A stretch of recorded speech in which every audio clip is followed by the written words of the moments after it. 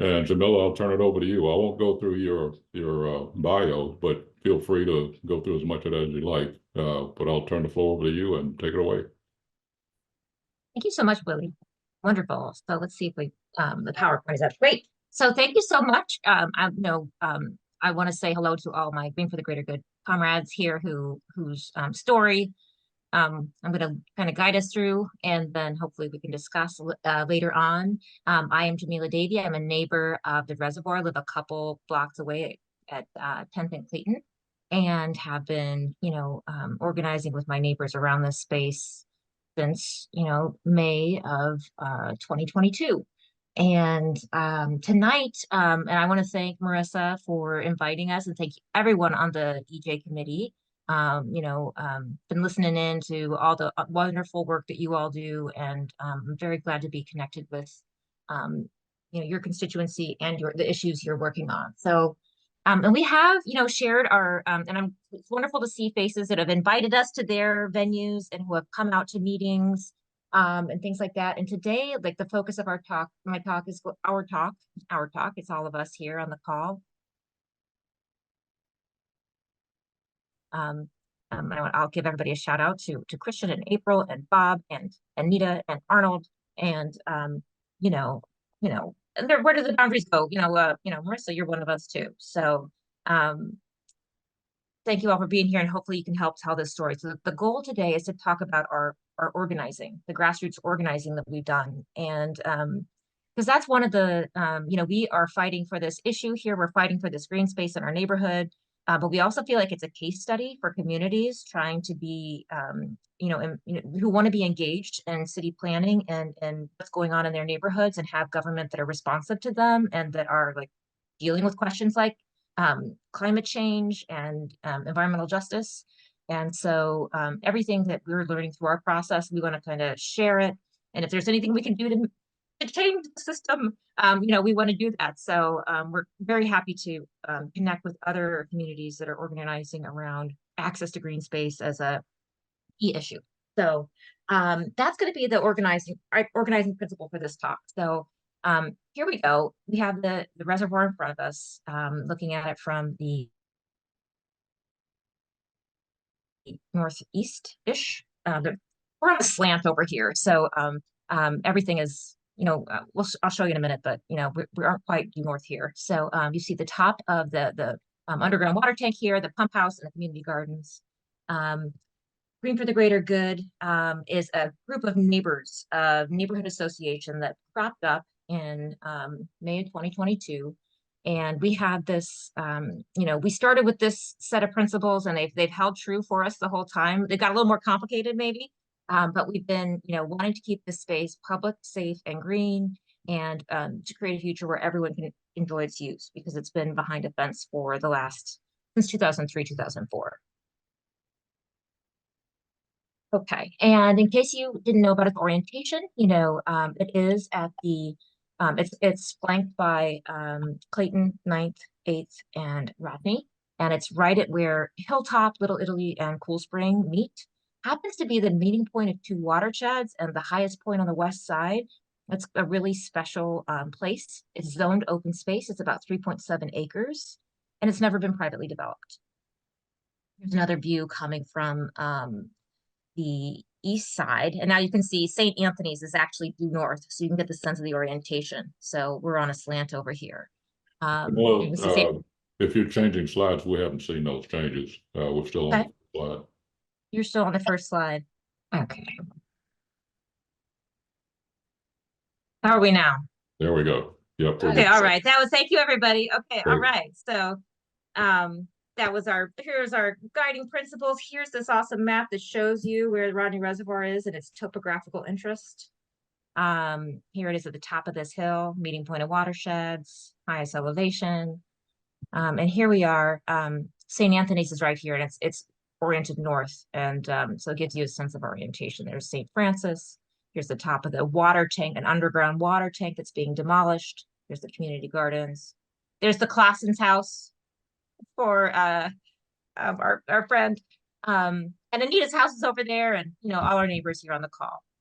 So, it's a very special place. It has, something that we've celebrated and getting involved in this issue is the long history of recreational and outdoor use that this site has had over 150 years.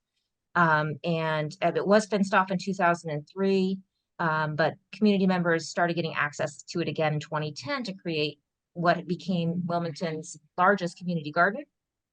And other urban ag initiatives launched out of this space as well, including Bright Spot Farms, Cool Spring Farmers Market, and even Westside Groves as a neighborhood planning strategy.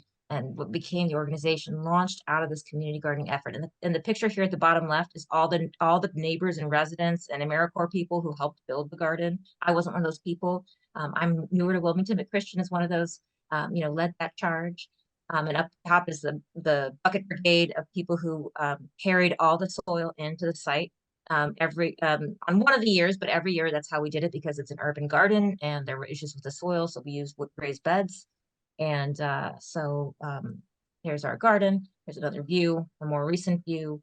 So that was we were loving the space. People were enjoying community gardening. We all know that community gardens are like site of where civic capacity is built. It's where neighbors talk to neighbors and activate and do things like that. So we were here enjoying this space when we learned in April of, this memo happened in April. We learned about it in May, that there were plans to demolish the Rodney Reservoir with the vision of residential development. And here's the memo, part of the bond bill ask. This was revealed when, the bond bill was getting processed. That Wilmington had this plan, and city hadn't checked with neighbors, and it was something that everyone who lived around there was pretty surprised. So we started this ritual that exists to this day, which is Saturday morning organizing meetings, 10 a.m. We did it at this corner of 9th and Clayton for a long time, and now we're at the Church of the Holy City at Broome and Pennsylvania Avenue. And we started organizing with our neighbors asking people to let the city know, let the bond bill committee know, let our legislators know that we wanted to keep this space public, safe, and green, and a community-driven vision. And right out of the gate, we had some successes. We were planning for a June 4th event, but it turned out that the mayor came to and several city council members came to our Saturday morning meeting on Memorial Day, and a bunch of neighbors came out, and we can, and one of our volunteers there called everybody, texted everybody, and the neighbors showed up, and we had this opportunity to go around the circle and tell our elected officials how much this space meant to us. And out of that, we had some victory. We heard back from the mayor, and we reported this out to our neighbors. So this is the first couple of flyers we did. So one of the main strategies that we have used is to flyer our neighbors. We use social media, we have a website, we have an e-newsletter, but we also go door to door, pretty much 11th to 6th Street, and then maybe Franklin or Broome down to Scott is the map that we try to hit. And sometimes we knock on doors, sometimes we just leave flyers, but trying to keep our neighbors involved, knowing what's going on and how they can, join with us. So we had this victory, and that the mayor said that he heard us, was going to change the plan, and that they would work with us. Our strategy was, well, that was good news, but we had to keep organizing to make sure this actually happens. And our next strategy was to start talking to the bond bill committee and to our legislators, first of all, to try to impact this request that the city had made for money to demolish the reservoir. So this is 1.7 million. We were asking that there be, protections on that money to make sure that it would become a park or remain a green space. So we've had a victory there too, like thanks to all our neighbors calling and to the intervention of our legislators. We have to thank Representative Sherry Dorsey Walker and Senator Elizabeth Lockman and Senator McBride as well, and Senator Representative Heffernan as well, and the folks and Senator Poole, I think it is. I don't know if it's a representative senator, but they were chairs of the bond bill committee at that point, and they inserted this language requiring comprehensive planning and community development before any project of the reservoir would go forward. So that became like another thing we could organize on going forward. So this was happening at the end of June. And we had this, we had that something that was, we were always, as tension, we've been working with all along, is celebrating our victories, but also being cautious, because it's not over until it's over. And we can even say that we met with the mayor during this time in July, and we went in, we thought we were on the same page. It was going to be a great meeting, and we learned that everything was back on the table. I just reviewed my notes of that meeting, pulling up all these flyers, that everything was back on the table in terms of the possibility of developing on the site and things like that. So we have kept, we've kept alert and active to make sure what we're advocating for is manifest before we before we retreat. Another major strategy we've had is to try to activate the Rodney Reservoir space, and what we've had access to is the garden. So we've tried to get people in the space and to connect with them, let them know about the possibility of using the site to become. So this is an example of a flyer we had to try to pull people into the garden to share some of the fruits of the community garden at the end of the year, and get neighbors out into that space. And we had a lot of fun. Another thing we did was connect with Lewis Dual Language Elementary and Healthy Foods for Healthy Kids to bring their school gardening program to the site. Because we're meeting every Saturday, and we're thinking, what can we do right now, to better utilize this space? And we're starting to understand what the possibilities are. And I'm speaking for all these folks who were there, at all those meetings as we, thought through these things. So those were wonderful victories for us. A couple months later, we're updating our neighbors. Another ask that was on some of these flyers, but starting to get more manifest here, you can see on page 2, it's a 2-pager. And you can see that in these early flyers, we're getting instructions for people on how to contact their legislators, and what the details are, what to say, how to go about it, what kinds of things to say. And here we're starting to ask about the working group. We're asking the city we were doing this since June, but asking them to start a working group that would allow us to collaborate with them on planning the future of the site and for there to be residential driven community design. And folks in our collective organizing, including Christian and also Clara Zaradnik, had all this experience doing community design, which had been really successful in the community. So we wanted to bring that to this site. And also we were starting to be realizing that it's normal for all these kinds of jobs for there to be some environmental testing before they start demolishing things. And so we started asking about that as well, sending letters. We found out the city had no plans to do any of that testing. So we asked our neighbors to do that. And it ended up that they started doing some testing. Around that time, initially, after we reached out to DENREC, our community started reaching out to DENREC, the city decided to do some.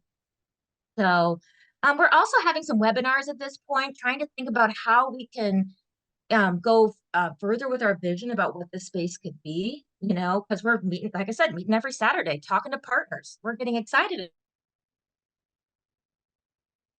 about this. And the vision's evolving from not just a green space, but to something that could really benefit our community. We're inspired by working with Lewis. How can we expand that? We know the garden has done so many cool things. How could we expand access to healthy food, other kinds of gardening? So we're starting to think about it as a site for ecological education, and we're getting some partners to do webinars with us and coming up with some ideas about what could happen at the site, and developing our vision. As we're going into January, we have an opportunity to address the Public Works and Transportation Committee. We're still, wanting to bring our neighbors out to do that. This is a really successful meeting for us. We had a ton of folks doing public comment. We really, we got really positive feedback from City Council out of this, from this committee about the work we were doing. But we were still, we had these asks. Now we're asking about environmental testing. Again, we want this working group And we want the city to commit to us that this is going to be a public green space going forward. And we think that the way to do that is for there to be a design and plan in place before they start demolishing. And one of the things that came out of this meeting was that this Public Works was there too, of course, to give a counter presentation. And they unveiled their demolition plan, which involved this empty lot, which we, I don't know if I should say it again, but we call it Pancake Park. It's for us, it symbolized a missed opportunity. And as we learned more and more, we felt in our gut that it was a missed opportunity and that it left the site open to being in limbo and to development pressures in the future, kind of kick the can down the road kind of approach. And we were thinking, okay, we really have to, figure out this, design stuff. Who can help us with that, so that we could attract more people to the project, engage the city around this issue. And we're zeroing in. We need a plan before demolition occurs. So, we update our neighbors. It's another flyer. We share the plan that we heard and the questions we have, like what happens after demolition? There's no funding for anything beyond it. This sounds concerning to us. We heard that the city was going to work with us, but there's no plan here for that. So again, we're asking our neighbors to call and get a plan in place, get the community involved before moving forward. And this was, we're still just calling analog at this point. We're just asking our neighbors to do this. And we're realizing amongst ourselves at our Saturday morning meetings that some of us are not getting this done either. We're like, we're going to have to figure out how to make this easier for our neighbors. So we got some organizing tools, and we did our first letter campaign in June and started making it a little easier for our neighbors to participate by using, the Action Network platform and sending letters to legislators. This one was targeted, I don't like to use the word targeted, was sent. The recipients were state legislators, including our representatives and the bond bill committee. We wanted to keep them aware. We were using that language that we got inserted into the bond bill as, an organizing principle. And, it was a successful campaign. We got like 840 letters sent. And the working group started, there was some motion around that. And I'm going to pause because it took a while for it to manifest. And because another big thing manifests for us then, which is that, our conversations, like, how do we get some drawings or some renderings? Well, we sent some emails to University of Delaware, and one professor, Anna Wick, in the landscape architecture program answered our call. And I wish someone would give her a award and for all the work she's done for our community. But she signed on to engage her students to help our community start to think about what this site could be, to think about opportunity for community greening, and to bring a bunch of us together in a collaborative mode. We hoped the city would join us. We didn't know if they would or not, but to begin to create a vision for the site. So we had charrette is the term in this field for this kind of multi-session collaborative design process. It was a 3-day set of sessions. We had them at St. Francis. We flyered all our neighbors, and we had a great turnout over this period of time. And it resulted in, they showed us all these kinds of case studies for, biodiversity, third spaces, outdoor classrooms, urban agriculture, green infrastructure, those kinds of things. We met new partners. It was a really rich experience. And we came up with with sophomores from UD, came up with these renderings to help us move the vision forward. And what came out of this set of events was, this vision from our neighbors for a nature and community focused park that could help us give residents access to nature, that could provide opportunities for our youth to learn about stewardship, to demonstrate principles of stewardship, and to plant enough trees to address some pollution and some heat island effect. And so and this was a no-brainer. It was such a slam dunk. It was very exciting and gratifying. that, the community came through with this. And one of the things that we've been like a pressure point is also the history of the site. I'm not going too deep into the history today, but people really love the elevation of the site because it gives us a sense of being outside of the city. There's birds. It's like a sanctuary, and there's all these view sheds that people treasure. People, not recent people, people who have been living in the neighborhood for 50 years. Appreciate that. So that's part of what came out of this as well. We wanted to figure out how to preserve some of that elevation if they were going to demolish that tank, so that we could preserve that because it was an oasis for us.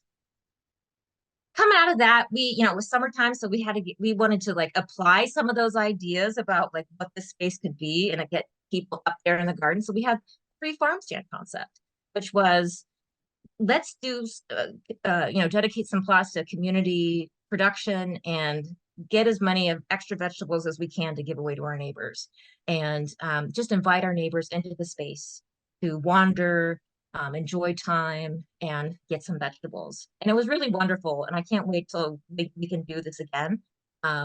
This idea of creating community resources that are on the mutual aid model, and just spending time outdoors together. And we had some, regulars that would come with their list of herbs they wanted to, forage from the plots. And then when the zinnias came in, we were giving out bouquets. And you'll see some familiar faces on this call and some of these pictures. This is a really special, wonderful thing.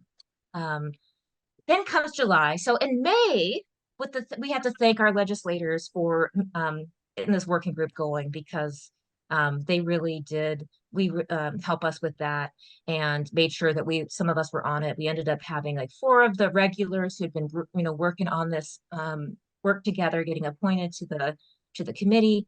It took a while for it to actually meet. It wasn't till July. We had some wins in this working group as well. It was a city. So there were residents, there were people from land use and planning, public works, and parks that were on this working group. But we came into a situation where they had an architect in mind, and we're not going to do a RFP process. And we were able to, work together to agree that we wanted to write an RFP and get some people in who were excited about the vision and who would importantly engage the community with further community design. So, but the group adopted the outcomes of the charrette as a basis. So that's fantastic. Such a win. And then this is a picture of like all the landscape architects that came out to bid for the project. And we learned so much about the things that we had across from working with Anna Wick and her students, and from this process with the landscape architects. So many of our what we thought, our assumptions were borne out. That yes, you should not demolish before you have a plan where you want to move the dirt. It's not sustainable. It's a carbon footprint thing. And that, this is an amazing site. We should build on it. So a lot of things were validated. We're almost back to where we are in time now. So going into the fall, the community design's going well. We hired Hinge. We started doing some more community design. Things were going well. But also the testing was coming back from all the environmental sampling, because there were some initial readings that caused the city to go into a protocol with NREC from their initial testings. And they found hazardous substances that were unacceptable cancer risk in the resident scenario. So we had to keep pushing on that.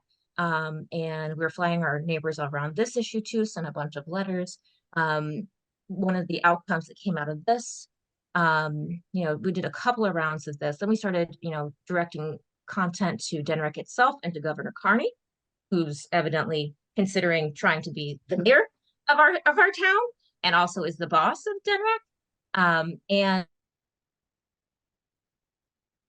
And the outcome of this, and we also, we addressed our neighbors in a letter on this. This was a really interesting meeting. At it, we felt a lot of different feelings. It was wonderfully attended. So many community members came out and showed that they cared, that they were watching, that they wanted this to be done right.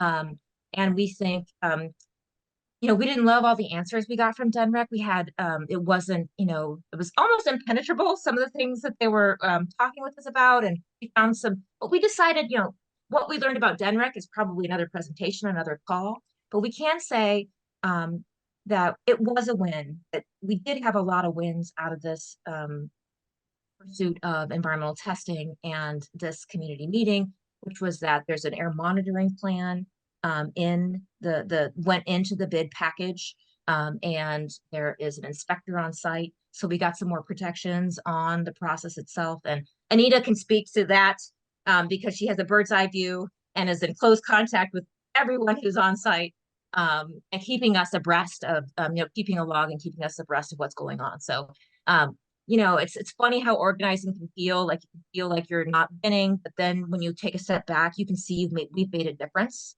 And so these are some of the learnings we feel like we want to share with other people. So coming out of that,